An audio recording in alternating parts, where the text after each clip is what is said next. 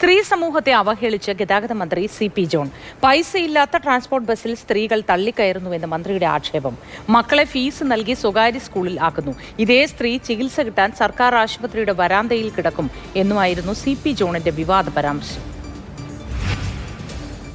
ഞാൻ ഇതിനെ കാണുന്നത് സ്ത്രീകൾക്ക് നൽകുന്ന ഒരു ഔദാര്യമായിട്ടല്ല. സ്ത്രീകളെ സാമ്പത്തികമായി ശാക്തീകരിക്കാനാണല്ലോ UDF സർക്കാർ ഇന്ദിരാ ഗ്യാരണ്ടിയിലെ പ്രിയദർശിനി സൗജന്യ ബസ് യാത്രാ പദ്ധതി നടപ്പാക്കിയത്. പക്ഷെ 1.5 മാസമായപ്പോൾ ഗതാഗത മന്ത്രി സി.പി. ജോണിന്റെ മനസ്സിലിരിപ്പ് പുറത്തു വന്നു. ബസ് വന്നാൽ കാശ് കുറഞ്ഞ ട്രാൻസ്പോർട്ടിൽ തള്ളിക്കയറുന്നു. എന്നാൽ തൊട്ടപ്പുറത്ത് കുട്ടിയെ ചേർക്കുന്നത് ഫീസ് കൊടുക്കുന്ന സ്കൂളിലാണ്. ഈ ബസ്സിന് കാശില്ലാത്ത സ്ത്രീ ഗവൺമെന്റ് സ്കൂളിലേക്ക് ഇപ്പോഴും കുട്ടികളെ വിടുന്നതിന് പകരം ഫീസ് കൊടുക്കേണ്ടാത്ത പ്രൈവറ്റിൽ പോലും വിടാതെ ഇവിടെ വിടുന്നത് ഫീസ് കൊടുക്കേണ്ട സ്കൂളിലേക്ക് വിടുന്നു അല്ലേ? കേരളത്തിലെ സ്ത്രീകൾക്ക് UDF സർക്കാർ നൽകുന്ന അവകാശത്തെ ഔദാര്യമായി കാണുന്നതാണ് ഗതാഗത മന്ത്രിയുടെ വാക്കുകൾ. സൗജന്യ പൊതുഗതാഗതം മാത്രമല്ല, സൗജന്യ ചികിത്സ തേടുന്ന സ്ത്രീകളുടെ മനോഭാവത്തിന്റെ അവലോകനവും ഗതാഗത മന്ത്രി നടത്തുന്നുണ്ട്. ആശുപത്രിയുടെ കാര്യം വരുമ്പോൾ ഇതേ സ്ത്രീ തൻ്റെ അച്ഛനെയും ഭർത്താവിനെയും കൊണ്ട് വരാന്തയിൽ കിടക്കുകയാണ് ഗവൺമെൻറ് ആശുപത്രി. അസുഖം വന്നാൽ പ്രൈവറ്റ് ആശുപത്രി പോകാൻ പേടിയാണ്, കാരണം അവിടെ കൊടുക്കാൻ പൈസയില്ല. കേരളത്തിലെ ജനങ്ങളുടെ ബിഹേവിയർ, അവരുടെ പെരുമാറ്റം എന്നെ അതിശയിപ്പിക്കുകയാണ്. പദ്ധതി ഉദ്ഘാടനം ചെയ്ത മുഖ്യമന്ത്രി VD സതീശൻ പറഞ്ഞത് അതേ വേദിയിലുണ്ടായിരുന്ന സി.പി. ജോൺ കേട്ടിരുന്നില്ലേ? ഞാൻ പറയുന്നു, ഈ പദ്ധതി കേരളത്തിലെ സ്ത്രീകളോടുള്ള ആദരവായി നിങ്ങൾ കാണണം. ആദരവാ. സ്ത്രീകളെ ബഹുമാനിക്കാൻ ഒരു സമൂഹം പഠിക്കണമെന്നുള്ളൊരു സന്ദേശം കൂടിയാണ്.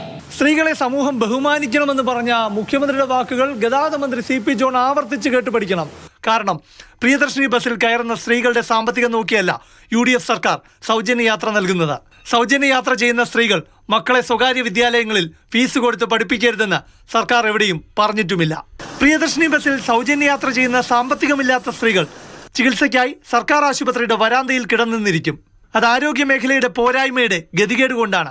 അങ്ങനെ കിടക്കുന്ന സ്ത്രീക്കും എല്ലാവരെയും പോലെ മുൻഗണന മക്കളുടെ വിദ്യാഭ്യാസമാണ്. ഏതെങ്കിലും സ്വകാര്യ വിദ്യാലയമാണ് മികച്ചതെന്ന് ഒരു പാവപ്പെട്ട സ്ത്രീക്ക് തോന്നിയാൽ അവർ ഇല്ലാത്ത പണമുണ്ടാക്കി മക്കളെ പഠിപ്പിക്കും.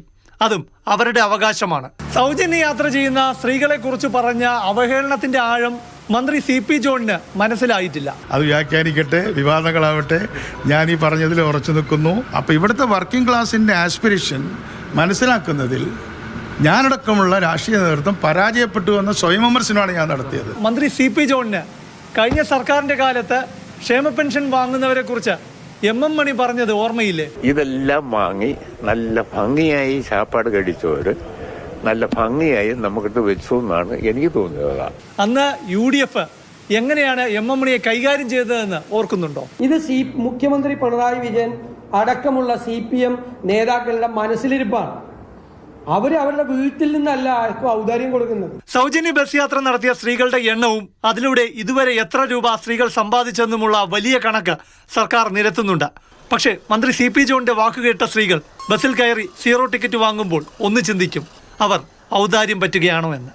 പ്രശാന്ത് കൃഷ്ണ, മാതൃഭൂമി ന്യൂസ്, തിരുവനന്തപുരം.